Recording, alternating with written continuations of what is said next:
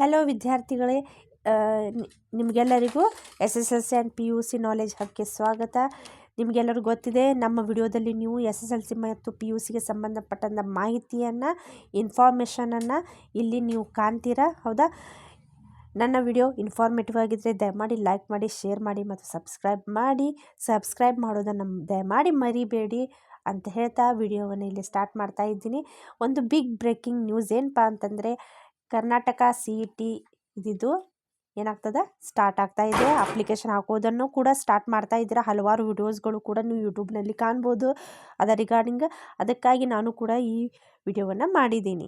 Karnataka CET 2026ರಲ್ಲಿ ಆಗಿರುವಂಥ ಕೆಲವೊಂದು big ಬದಲಾವಣೆಗಳ ಬಗ್ಗೆ ಮಾತ್ರ ಇಲ್ಲಿ ನಾನು ಮಾತಾಡ್ತಾ ಇದ್ದೀನಿ. ಅಪ್ಲಿಕೇಶನ್ ಯಾವ ಹಾಕಬೇಕು, ಏನು ಮಾಡಬೇಕು ಅನ್ನೋದ್ರ ಬಗ್ಗೆ ನಿಮಗೆಲ್ಲ ಹಲವಾರು ವಿಡಿಯೋಗಳು ಸಿಗ್ತಾ ಇರ್ತವೆ.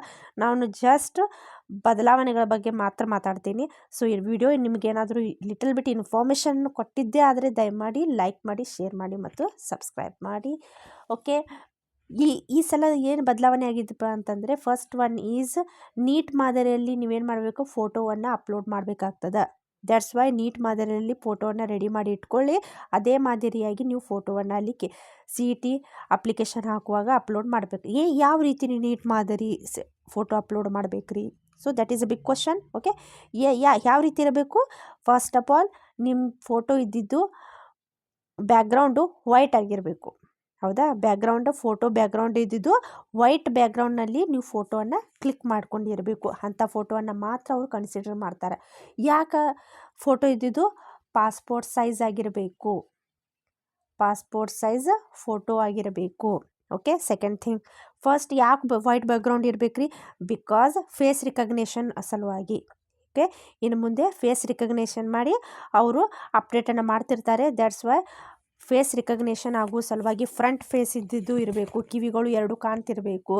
ಆ ರೀತಿ ಫೋಟೋವನ್ನು ನೀವು ವೈಟ್ ಬ್ಯಾಕ್ಗ್ರೌಂಡ್ನಲ್ಲಿ ಹಾಕಿ ಅಲ್ಲಿ ತೆಗಿಬೇಕಾಗ್ತದೆ. ಅಂಡರ್ಸ್ಟ್ಯಾಂಡ್ ಆಯಿತಾ? ಹೌದಾ? ಪಾಸ್ಪೋರ್ಟ್ ಸೈಜ್ ಫೇಸ್ ರಿಕಗ್ನೇಷನ್ ಸಲುವಾಗಿ ಆ ರೀತಿ ಇಟ್ಟಿದ್ದಾರೆ. Second thing it is about minority Tulu ಇರಬಹುದು, ಕ್ರಿಶ್ಚಿಯನ್ಸ್ ಇರ್ಬೋದು, ಮುಸ್ಲಿಮ್ಸ್ ಇರ್ಬೋದು. ಹೌದಾ? ಯಾವುದೇ ಕಾಸ್ಟ್ ಆಗಿರ್ಬೋದು. ಅವ್ರು ಏನು ಮಾಡಬೇಕಪ್ಪ ಅಂತಂದರೆ, ಮೊದಲು ಏನಾಗ್ತಿತ್ತು, ಅಪ್ಲಿಕೇಶನ್ ಹಾಕಿದ ತಕ್ಷಣ ಪ್ರಿಂಟೌಟ್ ನೀವು ತಗೊಂಡ್ರಪ್ಪ ಅಂತಂದರೆ ಅಪ್ಲಿಕೇಶನ್ ಇದು ಕಂಪ್ಲೀಟ್ ಆದಂಗೆ ಆಗ್ತಿತ್ತು.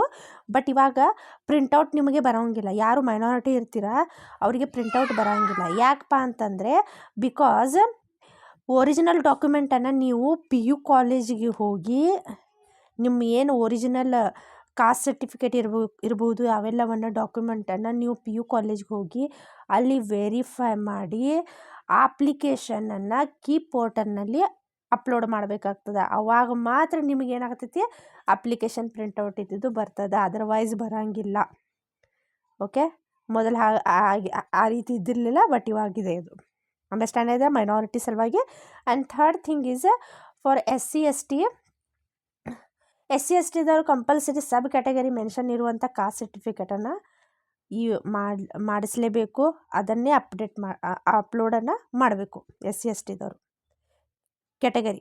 ಓಕೆ, ಸಬ್ ಕ್ಯಾಟಗರಿ ಇರುವಂಥ ಒಂದು ಕಾಸ್ಟ್ ಸರ್ಟಿಫಿಕೇಟನ್ನು ಅವರು ಮಾಡಿಸ್ಲೇಬೇಕು. ಆ್ಯಂಡ್ ಫೋರ್ತ್ ಬದಲಾವಣೆ ಏನಾಗಿತ್ತಪ್ಪ ಅಂತಂದರೆ, ಆಧಾರ್ ಕಾರ್ಡ್ನಲ್ಲಿರೋ ಹೆಸರು ನಿಮ್ಮ SSLC ಮಾರ್ಕ್ಸ್ ಕಾರ್ಡ್ನಲ್ಲಿರೋ ಹೆಸರು ಏನಾಗಿರ್ಬೇಕಪ್ಪ ಅಂತಂದರೆ, ಆಧಾರ್ ಕಾರ್ಡ್ನಲ್ಲಿರೋ ಹೆಸರು SSLC ಮಾರ್ಕ್ಸ್ ಕಾರ್ಡ್ನಲ್ಲಿರೋ ಹೆಸರು ಎರಡೂ ಸೇಮ್ ಆಗಿರಬೇಕು. ಏನೂ ಒಂದು ಅಕ್ಷರ ಕೂಡ ಬದಲಾವಣೆ ಆಗಿರಬಾರ್ದು.